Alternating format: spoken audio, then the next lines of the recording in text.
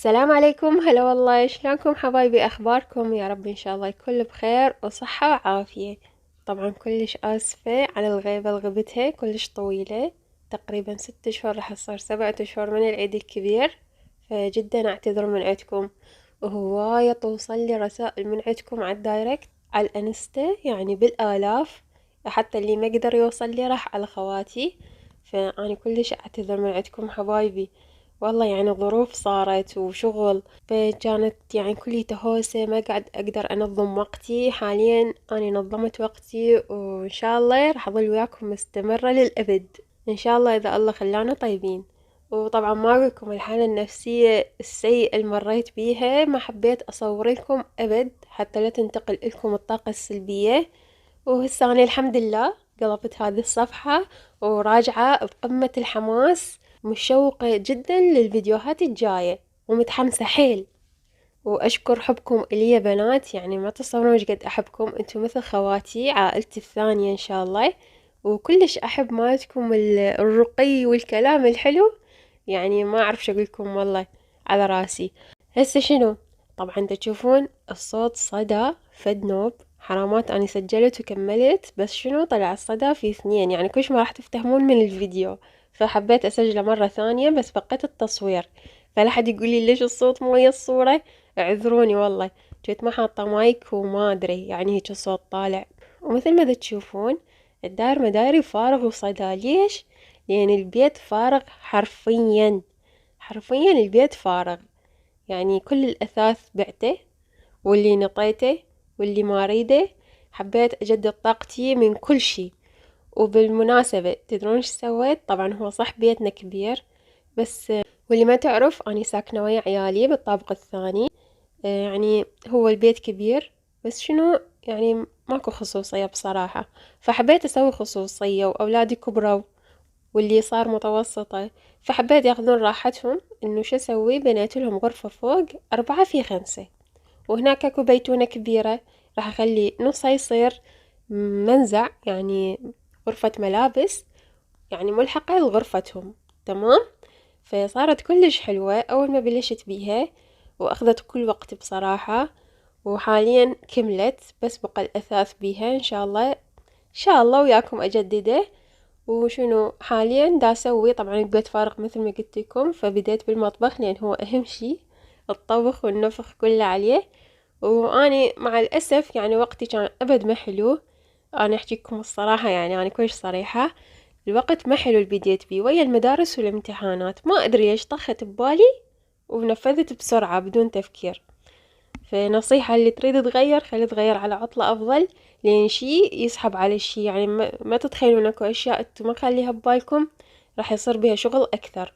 وطبعا أنا الشغل اللي راح أسويه مو العادي ولا صبغ عادي، حتى سقف ثانوي راح أسويه. افتهمتوني؟ فأحب هذا الشي أشاركه وياكم، أكيد انتو تحبون هذه السوالف.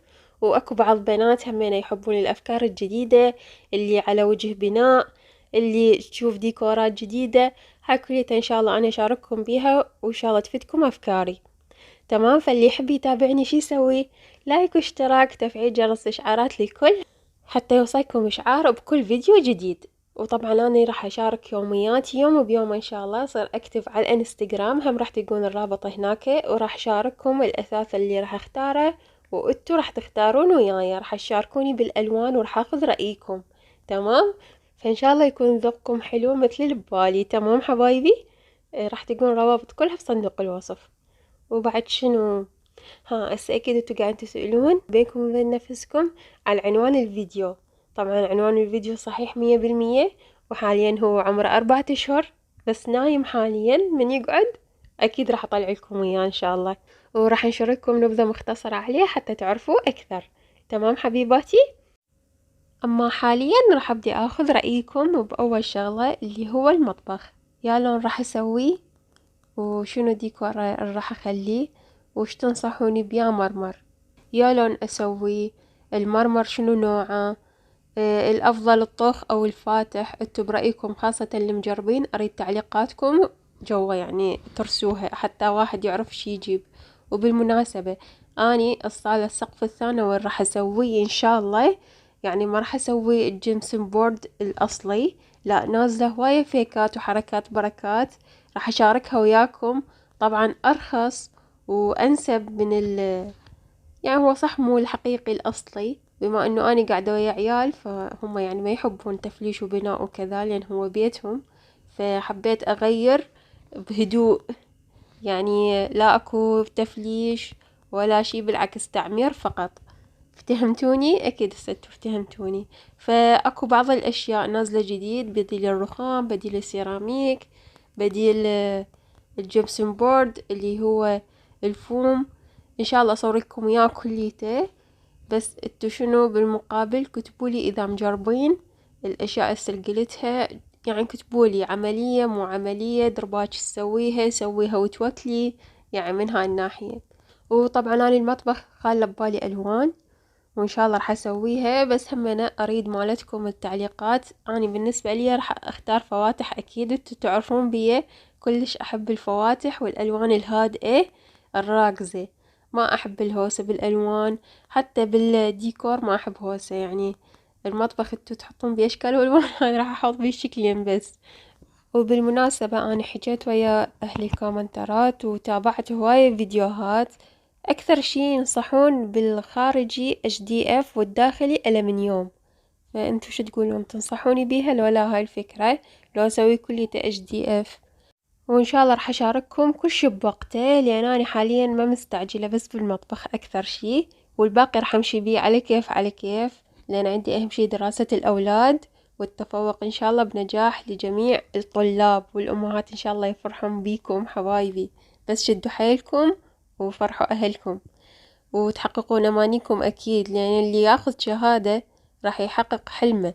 تمام، ما أريد أتفلسف زايد. طبعا هذا الكلام أكرره على أولادي كل أسبوع مرة، أو كل ما تصير مناسبة أحكي بيه، يعني مو مناسبة، يعني من ندرس أو نسولف بالمستقبل وكذا، يعني نفتح مواضيع، فهذه لا إراديا تطلع مني، وهم كلش حابين الفكرة. فاللي يريد يشجع أولاده إنه يخلي قدامهم أنت قد ما راح تبذل جهد هسه، بنت تكبر راح تفرح إنه وصلت هاي المرحلة وراح تحقق كل أحلامك.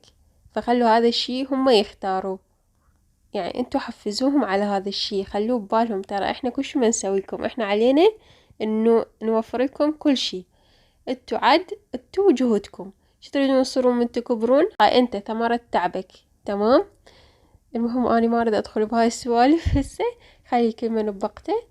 بس هي سالفة جر سالفة، فحبيت أحكي بيها شوية. فغرفتي أنا راح أصبغها إن شاء الله، لأن ما يحتاج لها شي، وأنا متعودة 7 صنايع. المهم، أما الهول والصالة فأني كل شي ما راح ألزم بيهم، راح أجيب عمال هم يتكفلون بورق الحائط. طبعا جبتهم كلش حلوين، بس إن شاء الله أصوركم إياها على الفيديوهات الجاية، وشغل السقف الثانوية وكل شي وكلا شي ما راح يسووه. تمام، يلا. طبعا هسه أكيد دا تقولون وين صار هذا بالأربعة أشهر؟ يلا تعالوا سوية خلينا نشوف الننوش اللي عمره 4 أشهر سوية. صغير يستقر في الدول. يوي قزقزت مع الصوت.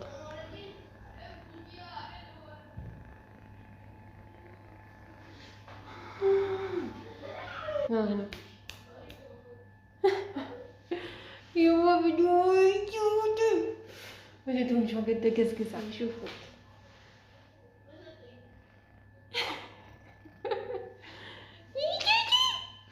كاندي.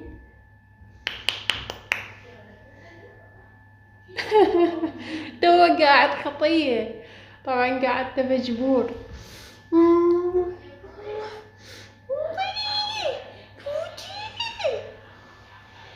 هذا حبيبي.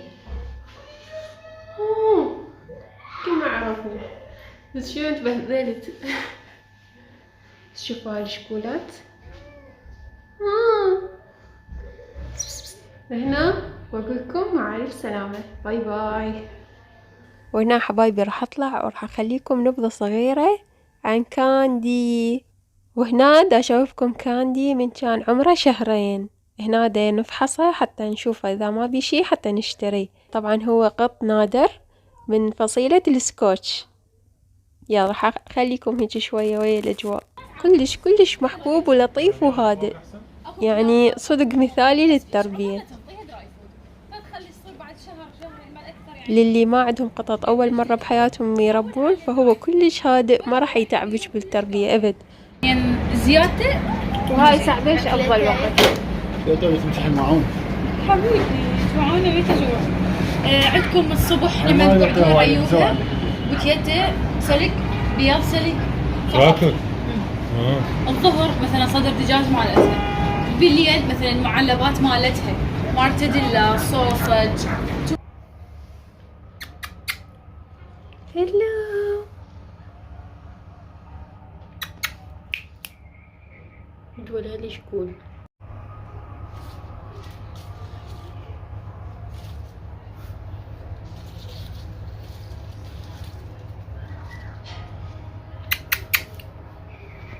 تهي